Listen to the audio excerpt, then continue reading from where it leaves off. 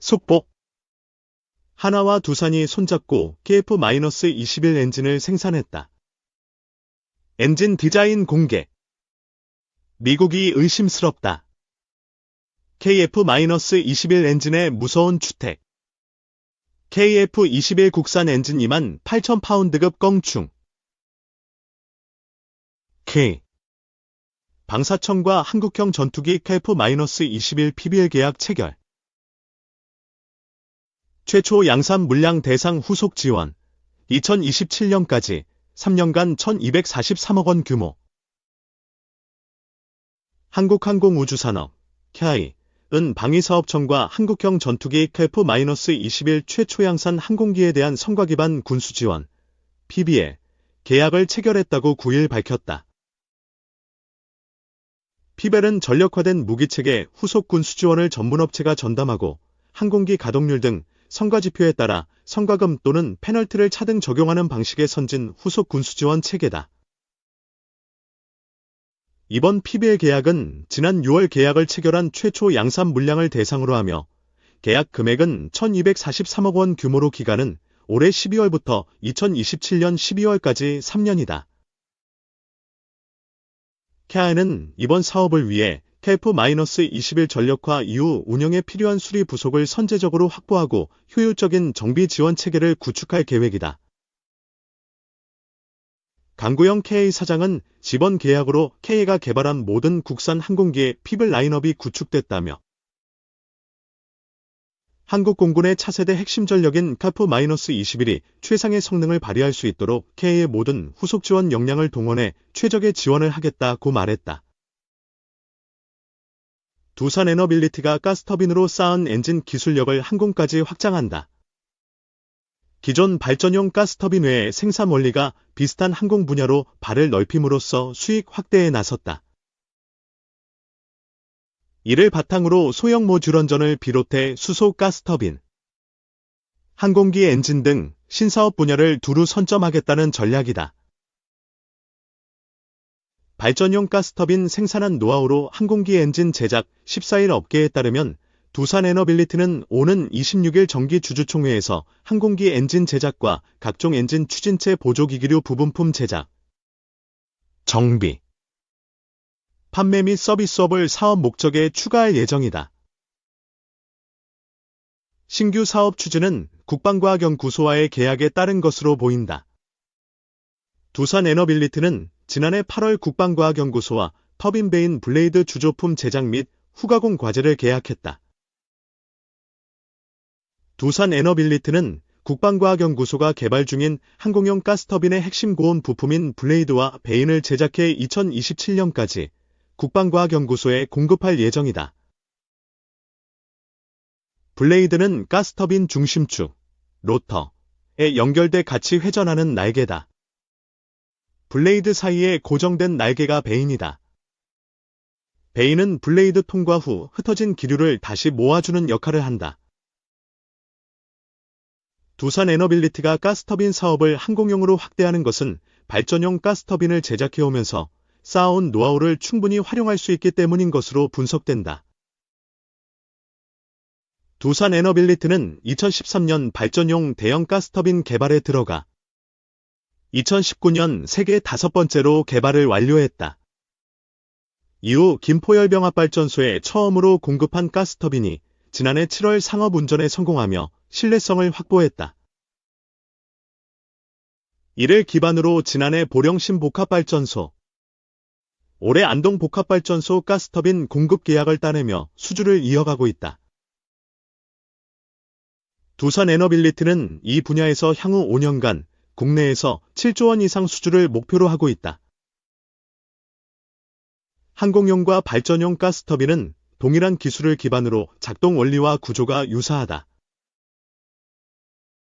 항공용 가스터빈은 비행체의 추력, 물체를 운동 방향으로 밀어붙이는 힘, 확보가 주목적으로 고출력 경량화 작동 유연성이 설계의 핵심이다. 발전용 가스터빈은 고효율 고출력 반정성을 목적으로 항공용보다 대형화됐다는 점에서 차이가 있다. 두산에너빌리티 관계자는 지난해 국방과학연구소와 체결한 계약을 바탕으로 항공엔진 분야를 신규 사업에 추가하게 됐다면서도 다만 시장 진출을 위해 추가로 확정된 계획은 없다고 말했다. 항공엔진 시장 3천조 규모로 성장, 한화케이 대한항공 등 두각, 두산에너빌리티가 뛰어드는 항공엔진 사업은 신성장 동력으로 꼽히는 항공우주산업의 핵심 분야다. 모건 스탠리 등에 따르면 글로벌 항공엔진 시장은 2037년 3천조 원 규모로 성장할 것으로 예측된다. 현재 국내에서는 항공엔진 분야에서 한화에어로스페이스, 한국항공우주, 대한항공 등이 두각을 보이고 있다. 특히 우주 사업에서 업력을 쌓아온 한화에어로스페이스는 차세대 발사체 개발 사업에 도전장을 내민 것으로도 알려졌다. 한화에어로스페이스는 1979년부터 항공기용 가스터빈 엔진 개발 및 국산화를 진행해왔다. 지난 40여 년간 9,800대 이상의 항공엔진을 생산해온 한화에어로스페이스는 지난해 1월부터는 1000마력급 무인기 엔진 핵심 부품을 1000시간 이상 사용할 수 있는 장수명 엔진 소재, 같은 해 7월부터는 전량 수입해온 전투기 엔진용 긴코넬 718 소재 개발에 나서는 등 항공엔진 기술 국산화에 집중하고 있다. 대한항공은 지난해 글로벌 항공기 엔진 제작업체인 프레덴휘트니의 차세대 기어드 터보팬 엔진 정비를 시작했다. 대한항공은 해외 항공사들로부터 매년 100대 이상의 차세대 기어드 터보팬 엔진을 수주받아 정비할 방침이다. 대한항공은 또 2027년까지 5,780억 원을 투자해 인천에 엔진 정비 공장을 구축한다는 계획이다. 중 연구팀 ICBM 예상보다 빨리 노후화, 미 시험 발사 실패 원인. 중국 과학자들이 대륙간 탄도미사일이 예상보다 빨리 노후화한다면서 이 때문에 미국 등이 시험 발사에 실패했을 가능성을 제기했다고 홍콩 사우스차이나 모닝포스트가 8일 보도했다. 보도에 따르면 중국 시안의 고체 로켓 추진 국가중점실험실은 ICBM 고체 연료를 최대 1년 동안 고온에서 가속 노후화 처리해 테스트한 결과를 담은 논문을 지난달 말 중국 추진기술저널에 실었다. 친펑지 수석 엔지니어가 이끄는 실험실 연구팀은 과염 소산암모늄과 알루미늄 분말, 탈수산화부타티엔, SPB 등으로 구성된 고체 연료 ICBM에 초점을 맞춰 실험을 진행했다. 테스트 결과 보관 후 30년 이내 ICBM 연료들의 상당한 변화가 발생한 사실이 확인됐다. 로켓이 비행 중 하중을 견딜 수 없게 됐다는 것이다. 연구팀은 특히 오래된 추진제는 일반적인 보관 때는 안정적이었지만 고압 상태에 놓이게 되면 훨씬 부서지기 쉽다는 것을 발견했다. 친 엔지니어는 동료 평가를 거친 논문에서 엔진 작동 중 추진제가 압력 하중을 견뎌낼 수 있는 능력은 추진제 입자의 구조적 무결성을 유지하는 데 매우 중요하다면서 연구 결과 고압 상황에서 유연성은 불과 27년 만에 손상될 수 있었다고 설명했다. 일반적인 보관 조건에서 보통 미사일 연료는 160년 이상 안정적 상태를 유지한다. 그는 고체 연료의 구조는 복잡하고 일부 부품은 미사일 본체에 꼭 맞아야 하며 추진제는 고압 상황에서 양호한 유연성을 유지해야 한다면서 발사 중 발생하는 약 6MPa, 메가파스칼의 압력은 노후화한 추진제를 급격히 파손할 수 있다고 덧붙였다. 그러면서 이는 최근 몇 년간 잦은 점화 및 발사 실패의 근본 이유 중 하나일 수 있다면서 전 세계 ICBM 수백 기를 사용하지 못할 수 있다고 지적했다. 스칸피에 따르면 지난해 11월 미국 ICBM 미니트맨 3가 비행 중 이상이 발생해 폭발했고 약 2달 뒤 영국 해군의 미국제 트라이던트 2 잠수함 발사탄 도미사일 시험 발사도 실패했다. 이 두 미사일은 미국과 동맹국들 핵 억제력의 핵심이다.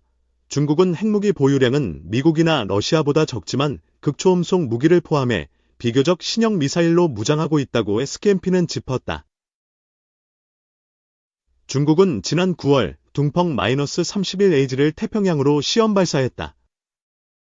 중국이 태평양으로 ICBM을 시험 발사한 것은 1980년 둥펑-5 이후 44년 만에 처음이었다. 3. 미군 시리아 동부에 주둔 중인 900명 병력 계속 유지. 시리아에서 반정부군이 수도 다마스쿠스를 점령해 바샤르 아사드 대통령이 도주한 가운데 미 국방부는 시리아 주둔해 있는 미군을 계속 유지할 방침이라고 말했다. 미군은 현재 유프라테스강 동쪽을 중점으로 1000명이 안 되는 병력이 있다. 2011년 아랍의 봄 민중 봉기 여러 나라 중 3월 시리아에서 비판 세력 탄압을 넘어 정부군과 반군 간 본격 내전이 발발했으나 당시 미국의 버락 오바마 대통령은 소극적 개입에 그쳤다. 바샤르 아사드 대통령은 초기부터 같은 국민들을 무차별하게 살해하는 반인권, 반인륜 전쟁 범죄를 저질렀다. 미국은 2013년 열세에 몰린 아사드가 자국민을 대상으로 화학무기를 사용할 때 이를 레드라인으로 규정하며 강력한 경고를 했을 뿐 아사드의 자국민 전쟁 범죄는 묵과하다시피 했다. 그러나 반군 세력 일부인 순위파, 극단 이슬람주의 세력이 2013년 같은 반군들을 제압하고 이슬람 국가를 세우고 시리아 동부라카에 칼리프 수도를 세우자 긴장했다. 이즈가 2014년 6월 이웃 이라크 북서부를 전격 침범해 5만 스퀘어 킬로미터가 넘는 영토를 장악하자 미국은 세계적 테러 집단 이즈 소탕을 나서 대대적인 공습을 펼쳤다. 미군은 2016년 이라크군의 북부 이즈 주도 모술 탈환 작전에 참여해 지상군을 파견했다.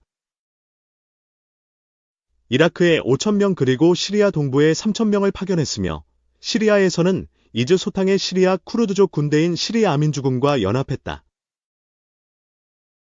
이즈는 2017년 말부터 이라크 그리고 시리아에서 괴멸되어 시리아 남부에 잔당이 남는 데 그쳤다. 2019년 도널드 트럼프 대통령이 시리아 내 미군 전원 철수를 명령했으나 튀르키예 군이 국경을 넘어 시리아 북부의 쿠르드족을 아래로 축출시키는 과정에서 900명을 잔류시키기로 방침을 바꿨다. 이즈 소탕 때 미군에 많은 도움을 주고 이후에도 계속 협력하고 있는 SDF의 잔류 간청을 받아들인 것이다. 수머 아메카는 이즈 잔당의 완전 퇴치 그리고 시리아 쿠르드족을 북부 본향에서 밀어내려는 네제프 에르도안 튀르키예 대통령에 대한 반발도 포함된 잔류였다. 또 미군의 시리아 잔류에는 아사드 정부군을 지원하는 러시아가 시리아 지중해변에 유일한 해외 해군 기지를 보유하고 거기에 공군기지까지 영구 임대받는 데 대한 경계가 들어있었다. 미군은 시리아 900명에 이어 이라크에서도 2,000명 정도를 잔류시켰다. 이 미군들은 이란 지원을 받은 이라크 내 무장 조직들로부터 간헐적으로 공격을 받아왔다.